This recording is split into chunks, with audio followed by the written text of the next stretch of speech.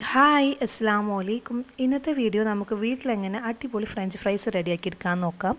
അപ്പം വീഡിയോ കാണുന്നതിന് മുന്നേ ചാനൽ എന്തായാലും സബ്സ്ക്രൈബ് ചെയ്യുക. പിന്നെ നിങ്ങളുടെ അഭിപ്രായം കമൻറ്റിലൂടെ പറയാം. ഞാൻ രണ്ട് വലിയ സൈസുള്ള ഉരുളക്കിഴങ്ങ് കട്ട് ചെയ്ത് നമ്മൾ ഫ്രഞ്ച് ഫ്രൈസിൻ്റെ ഷേപ്പിൽ കട്ട് ചെയ്ത് വെച്ചതാണ്. ഇത് എല്ലാ സൂപ്പർ മാർക്കറ്റിലും സാധാ കടകളിലൊക്കെ കിട്ടും. വലിയ സൈസ് ഉരുളക്കിഴങ്ങ് പറഞ്ഞാൽ മതിയേ.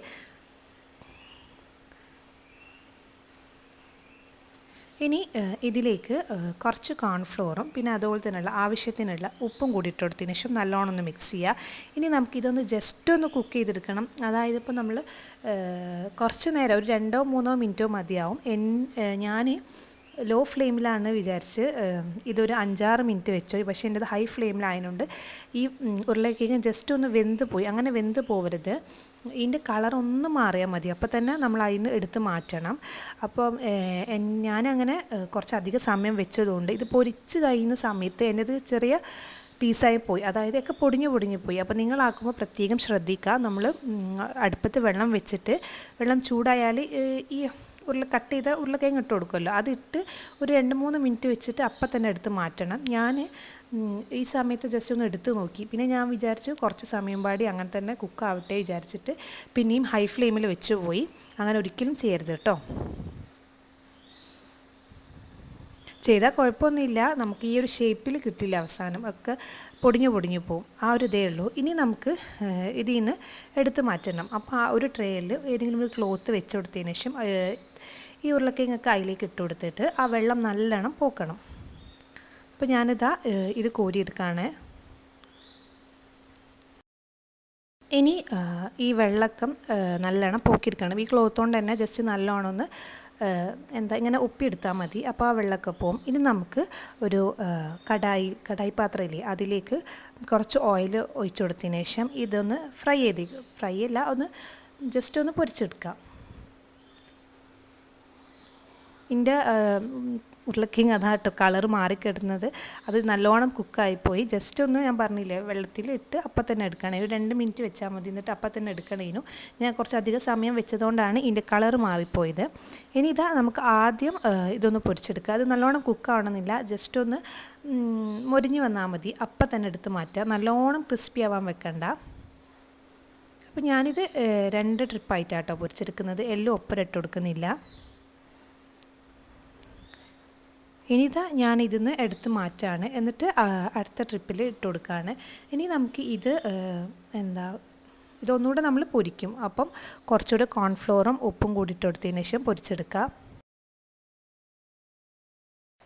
ഇപ്പോൾ ഇതാ ഞാൻ രണ്ടാമത്തെ ട്രിപ്പാണ് കേട്ടോ പൊരിച്ചെടുക്കുന്നത്.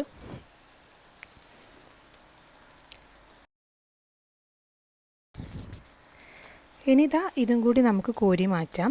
ഇനി ഇത് വേറൊരു ബൗളിലേക്ക് ഇട്ട് കൊടുത്തതിന് ശേഷം നല്ലോണം കോൺഫ്ലോറും അതുപോലെ തന്നെ ഉപ്പും കൂടി ചേർത്ത് കൊടുക്കുക. എന്നിട്ട് നല്ലോണം ഒന്ന് ഈ കോൺഫ്ലോറും ഉപ്പും ഒക്കെ ഫ്രഞ്ച് ഫ്രൈസിൽ പിടിക്കണം. അതുവരെ ഒന്ന് നല്ലോണം ഒന്ന് മിക്സ് ചെയ്യുക.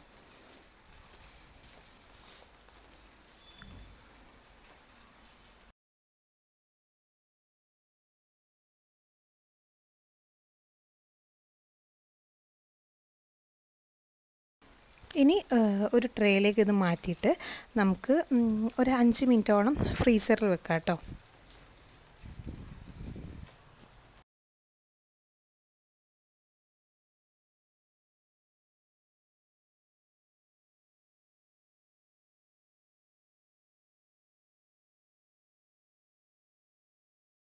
ഇനി ഇത് ഫ്രിഡ്ജിൽ വെച്ച് ഒന്ന് തണുപ്പായി വരട്ടെ. അപ്പോഴത്തേന് ഞാൻ നിങ്ങൾക്ക് അന്ന് ഞാൻ കിച്ചണിലുള്ള കുറച്ച് പുതിയ വാങ്ങിയ പാത്രങ്ങളെ വീഡിയോ ഇട്ടപ്പോൾ ഒരുപാട് പേര് കണ്ടിട്ടുണ്ട്. അപ്പോൾ ഞാൻ അതിൽ പറഞ്ഞിട്ടുണ്ടായിരുന്നു ഞാൻ ഇൻഷാ അല്ലാഹ് കഴിയുകയാണെങ്കിൽ വേറെ ഞാൻ കുക്ക് ചെയ്യുന്നതുകൊണ്ട് വീഡിയോസ് എടുക്കാൻ തുടങ്ങിയപ്പോൾ കുറച്ച് ബൗളുകൾ വാങ്ങിയിട്ടുണ്ടായിരുന്നു. ഇത് ഞാൻ വീഡിയോക്ക് വേണ്ടി മാത്രം യൂസ് ആക്കലുള്ളൂ. അല്ലാത്തത് നമ്മൾ സാധാ വൈറ്റ് സെറാമിക്കിൻ്റെ ഉണ്ടല്ലോ, നമ്മൾ ഡിന്നർ സെറ്റിൻ്റെ ഒക്കെ കൂടെ ഉള്ളത്, അതാണ് ഞാൻ യൂസ് ആക്കൽ. ഇത് ഞാൻ യൂട്യൂബിൽ എന്തെങ്കിലും വീഡിയോസൊക്കെ അപ്ലോഡ് ചെയ്യുമ്പോൾ മാത്രമാണ് ഈ ഒരു ബൗളും കാര്യങ്ങളൊക്കെ എടുക്കൽ. അപ്പോൾ അത് നിങ്ങൾക്കും കൂടി കാണിച്ചു തരാൻ വിചാരിച്ചേ. ഇതൊക്കെ ഞാൻ ഇവിടെ അടുത്ത് തന്നെയുള്ള ഒരു ഷോപ്പിൽ നിന്ന് വാങ്ങിച്ചതാണ്.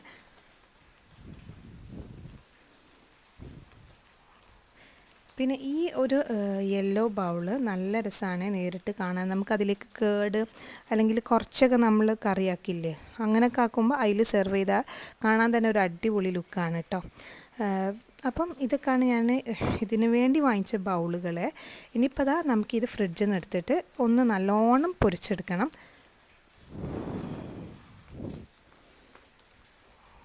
ഹൈ ഫ്ലെയിമിൽ വെച്ചിട്ട് തന്നെ നല്ലോണം ഒന്ന് കുക്ക് ചെയ്തെടുക്കുക. ഇപ്പോൾ അത് ഏകദേശം റെഡി ആയിട്ടുണ്ട് കേട്ടോ. ഇത്ര കളർ മാറിയാൽ മതി. പക്ഷേ ഇവിടെ എല്ലാവർക്കും ഒന്നുകൂടെ കളർ മാറിയിട്ടുള്ളതാണ് കേട്ടോ ഇഷ്ടം. അതുകൊണ്ടാണ് ഞാൻ കുറച്ചുകൂടെ കളർ മാറാൻ വേണ്ടി വെയിറ്റ് ചെയ്തത്. ഞാനിപ്പം നിങ്ങൾക്ക് കാണിച്ചു തന്നില്ലേ ഒന്നും എടുത്തിട്ടുള്ളത്, ആ ഒരു കളറാകുമ്പം ഇന്ന് കോരി മാറ്റാം. ഞാൻ പറഞ്ഞില്ലേ, ഞാൻ ജസ്റ്റ് ഓവർ കുക്ക് ചെയ്ത്, അതുകൊണ്ടാണ് കേട്ടോ ആ നീളമുള്ള ഫ്രഞ്ച് ഫ്രൈസൊക്കെ ചിലത് ഇങ്ങനെ പൊടിഞ്ഞു പോയിട്ടുണ്ട്. പക്ഷെ ഇത് ഉണ്ടാക്കാൻ ഭയങ്കര ഈസിയാണ് കേട്ടോ. നമ്മൾ സാധാ വീട്ടിൽ വാങ്ങില്ല ഉരുളക്കിഴങ്ങില്ലേ ചെറുത്, അതായാലും മതി. ഇനിയിപ്പോൾ അതാ ഞാൻ രണ്ടാമത്തെ ട്രിപ്പ് ഇട്ട് കൊടുക്കുകയാണ്. ഇതിലും കണ്ടില്ലേ കുറേ എണ്ണം മുറിഞ്ഞു പോയിട്ടുണ്ട്.